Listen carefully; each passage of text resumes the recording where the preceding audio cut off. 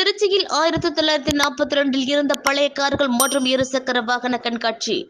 Trichy DJ Alagendran automobiles private limited சார்பாக திருச்சி பறவைகள் சாலை பகுதியில் நாடு சுதந்திரம் அடைந்த நாட்களில் வந்த கார் முதல் பழைய கார்கள் மற்றும் 1942 பிரிட்டிஷ் ஆட்சி காலத்தில் பயன்படுத்தப்பட்ட இருசக்கர வாகனங்களின் கண்காட்சி இன்று முதல் துவங்க உள்ளது. இந்த கண்காட்சி குறித்து அந்நிறுவனத்தின் உரிமையாளர் வெங்கடேசன் கூறுகையில், இந்த கண்காட்சியில் பழைய காலத்தில் பயன்படுத்தப்பட்ட 6 கார்களும் 66 இருசக்கர வாகனங்களும் மற்றும் பழைய காலத்தில் பயன்படுத்தப்பட்ட தொலைபேசி, கடிகாரம், அழகு சாதன பொருட்கள் உள்ளிட்டவை இடம்பெறுகின்றது. இந்த கண்காட்சி பொதுமக்கள் பார்வைக்காக இலவசமாக திறந்து வைக்கப்பட்டுள்ளது. மேலும் அந்த காலத்தில் உள்ள மாணவ மாணவிகள், இளைஞர்கள் உள்ளிட்டோர் பழைய கார்கள் மற்றும் இருசக்கர வாகனத்தின் அருமை பெருமைகளை தெரிந்து கொள்ளும் வகையில் இந்த கண்காட்சி அமைக்கப்பட்டுள்ளது என தெரிவித்தார். மேலும் தற்போதைய குழந்தைகள் முதல் இளைஞர்கள் வரை இன்டர்நெட்டில் மூழ்கி உள்ளனர். அதனை விட்டு இதுபோல் வரலாற்று சிறப்புமிக்க பழைய பொருட்களை சேகரிப்பு என்பது அவர்களது தனிப்பட்ட வாழ்க்கை முறையை மாற்றும் என்றார்.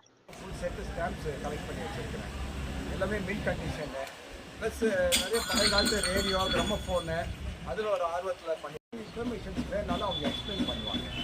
இப்போ பிள்ளைங்களுக்கு வந்து நம்ம வந்து ஸ்கூல் பிள்ளைங்களுக்கு என்ன செய்யக்கூடாதுன்னு தான் சொல்கிறோம்.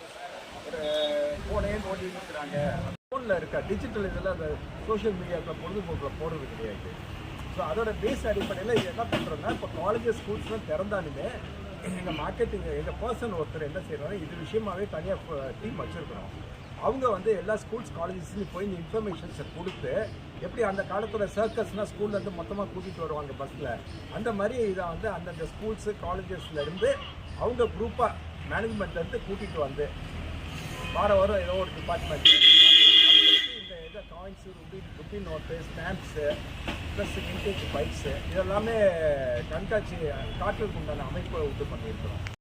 உங்கள் ஃப்ரெண்ட்ஸு, உங்கள் பிள்ளைங்க, ரிலேஷன்ஸு, நண்பர்கள் மத்தியில் எல்லாத்துக்குமே இது ஒரு அரிய வகையில் ஷேர் பண்ணுது. இதோட நோக்கம் வந்து என்ன அப்படின்னா, அதுக்கேற்ற மாதிரி டிஸ்பிளே அந்த வச்சு பண்ணுறோம். இதை நாளைக்கு அந்த